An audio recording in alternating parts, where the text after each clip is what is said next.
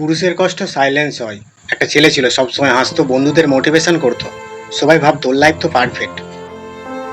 কিন্তু কেউ জানতো না সে প্রতি রাতে একা বসে ওভার থিঙ্কিং করতো। কারণ একজন পুরুষ নিজের পেন কাউকে দেখাতে চায় না।